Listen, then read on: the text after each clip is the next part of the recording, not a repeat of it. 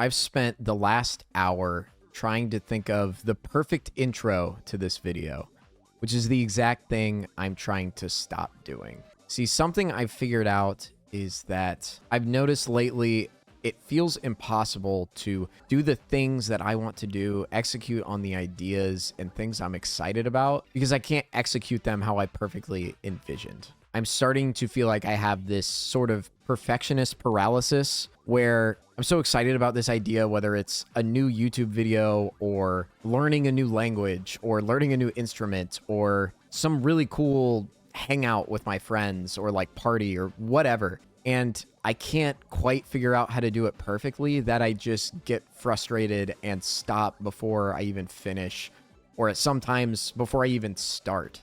If this resonates with you, I think it's kind of a natural feeling, but one that I want to get away from. I don't want to live my life feeling like, if I just had more time, if I just had more resources, if I just had blank, then I would be able to do the things I'm excited about, and then I would be able to do the things I really want to do.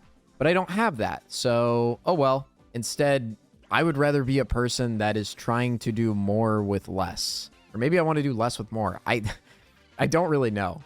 But I want to do. I don't want to sit around and not execute or do things because of arbitrary roadblocks that I set in my head.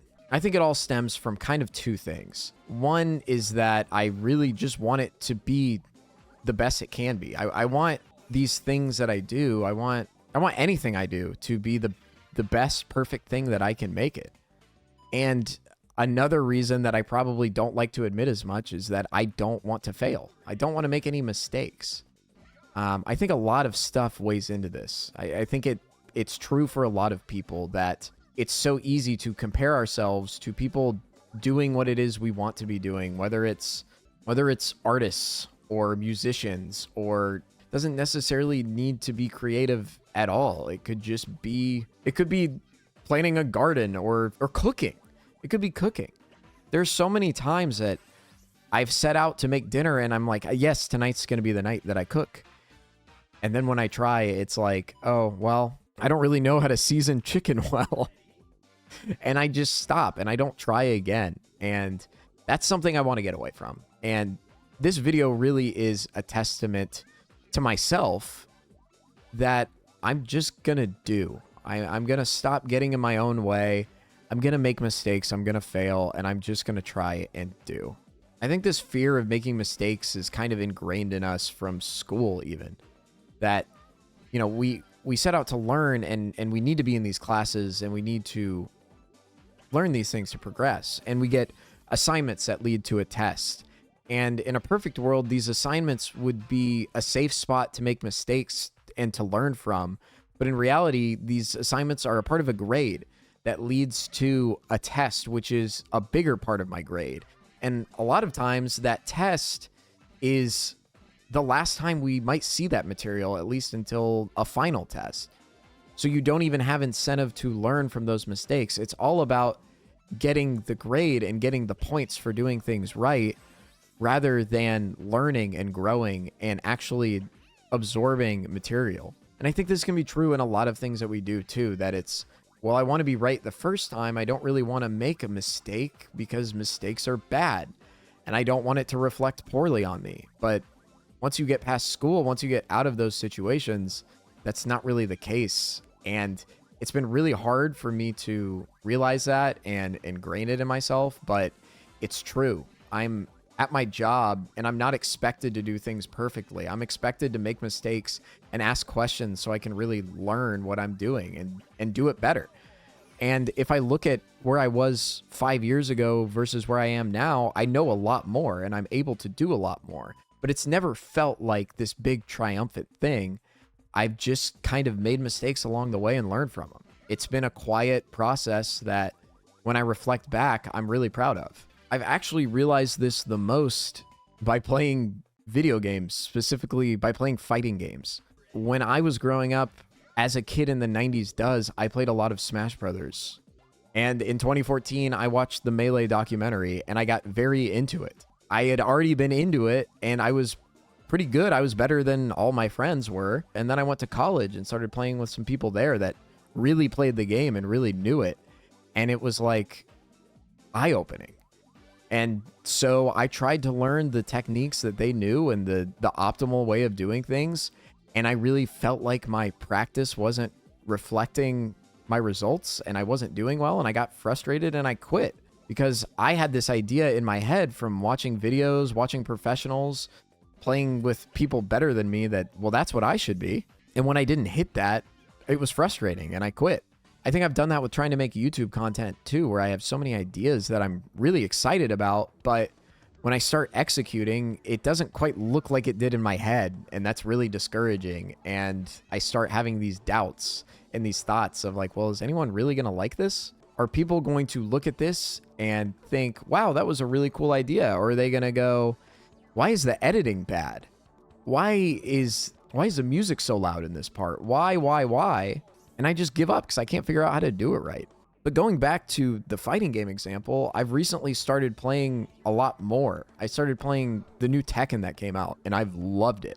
I got really into it, and it's been a lot of fun to beat my head against the wall, for a lack of better term, and get humbled and learn that, oh, wow, the thing I thought was really good, that's not even scratching the surface of what I could be doing.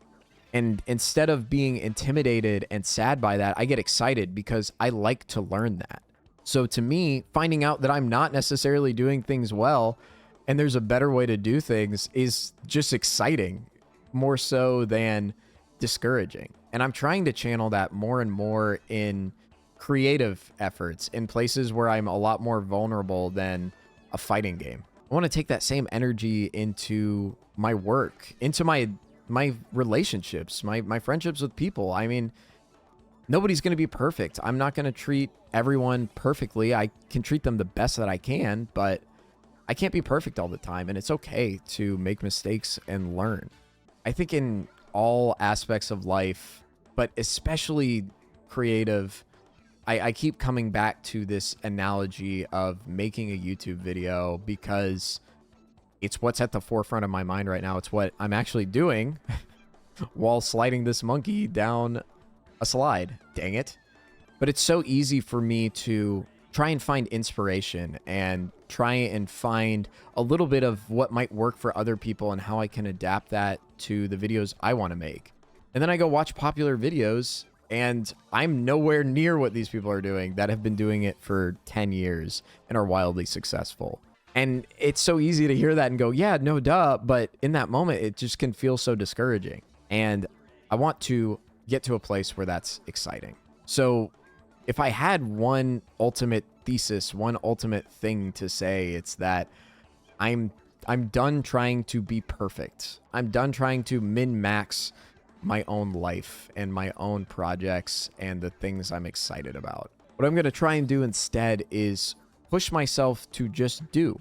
I think I've found a system that in my head is working in other parts of my life and will work in my creative ideas and my passions and hopefully everywhere. And that is to do two things.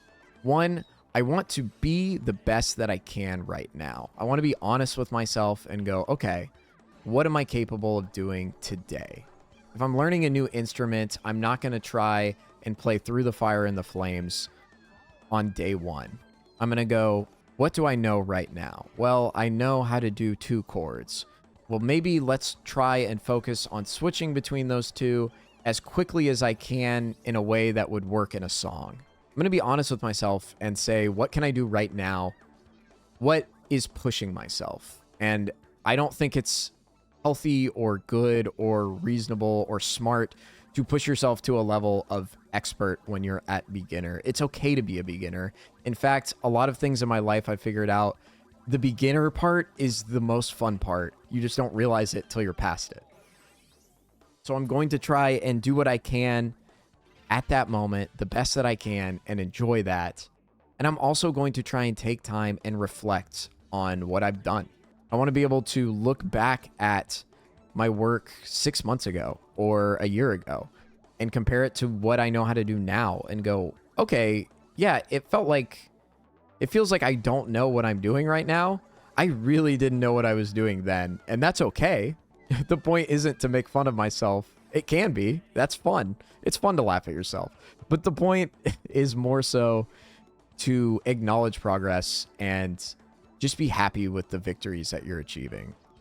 I just think in this, I feel like a boomer when I say this, but in this era of social media, it's so easy to just look up painter or musician or content creator or whatever it is that you're aspiring to do and see the best of the best and then look at what you've done and go, wow, I'll never be there. I'll never be able to do it.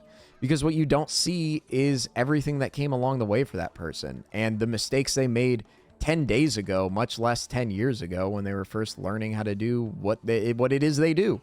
I know I do this and I'm going to try and stop doing this, but it's so easy for me to focus on what I'm doing wrong and what's hard and never even look at what's been easy for me that's hard for other people. I don't even necessarily notice the things I'm good at because I'm almost programmed to go, okay, yeah, I'm good at driving a car, but so what?